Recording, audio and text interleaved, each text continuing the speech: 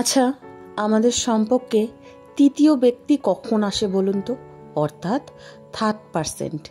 আজকাল এটা একটা অনেক বড়ই সমস্যা, অনেক জায়গাতেই দেখা দিচ্ছে।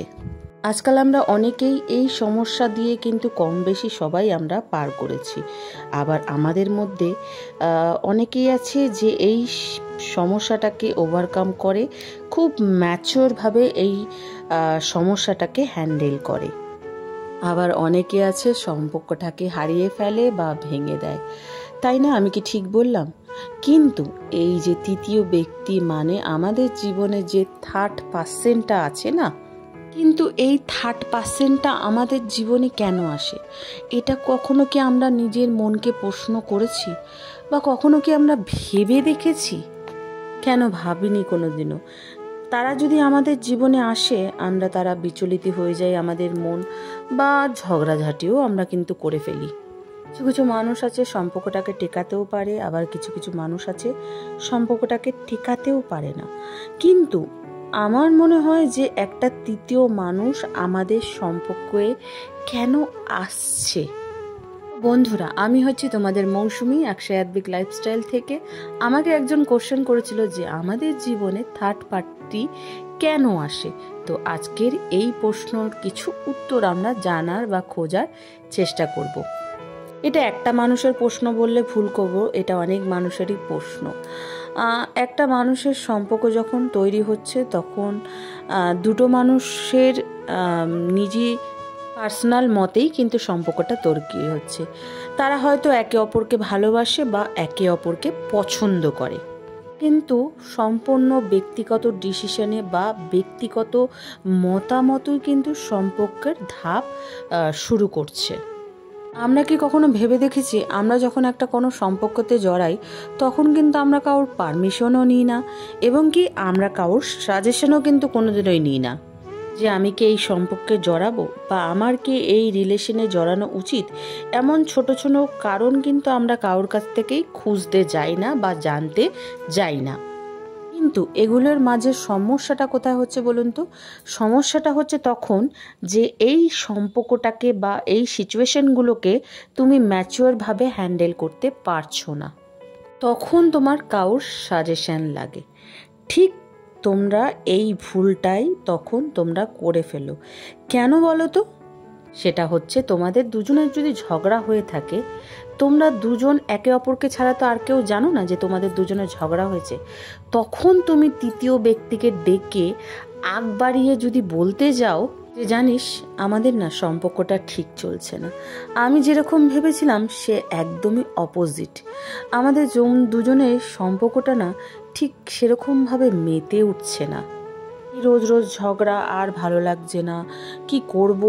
তখন তুমি যখন এইসব নিয়ে তৃতীয় ব্যক্তিকে বলতে যাবে, সে কিন্তু তোমার সমস্যার সমাধান করার আগে তোমার এই ব্যাপারগুলোকে নিয়ে খুশি হবে। বেশিরভাগ ক্ষেত্রে কিন্তু তাই হয়। আমি একটা বড় সংখ্যাকে যদি আমি দেখি, তার মধ্যে 90% লোকই কিন্তু খুশি হয় অন্যের দুঃখেতে।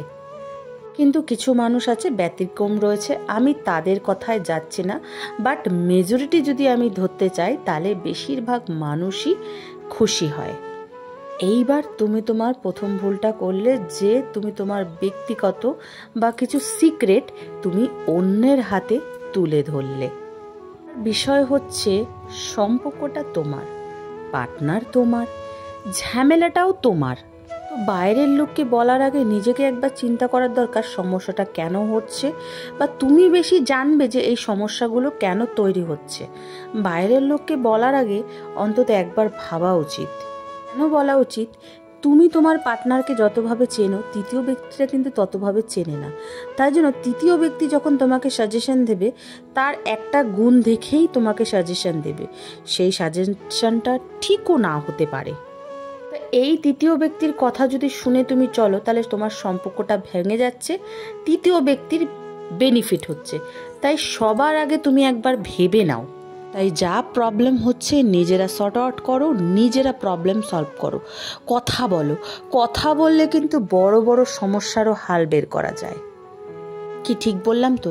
বিশ্বাস করুন, কিছু কিছু সম্পর্কে ঝগড়া বা মতানৈক্য জিনিসটা এগুলো কিন্তু থাকা খুব জরুরি। কেননা সব বিষয়ে যদি আমরা একমতই থাকি তাহলে কোনো একদিন আসবে দুজনের মধ্যে কোনো কথাই থাকবে না, আর ভালোবাসাতে সেই মজাটা কিন্তু থাকবে না।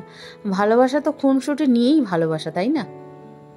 আর সব একবারেই জানতে চাইবেন না, সব যদি একবারেই জেনে নেন তাহলে একটা জানার যে একটা মনে করুন একটা অভিজ্ঞতা বা জানার যে একটা প্রবল মনে করুন আগ্রহ, সেটাই কিন্তু আমাদের সম্পর্কের মধ্যে থাকবে না।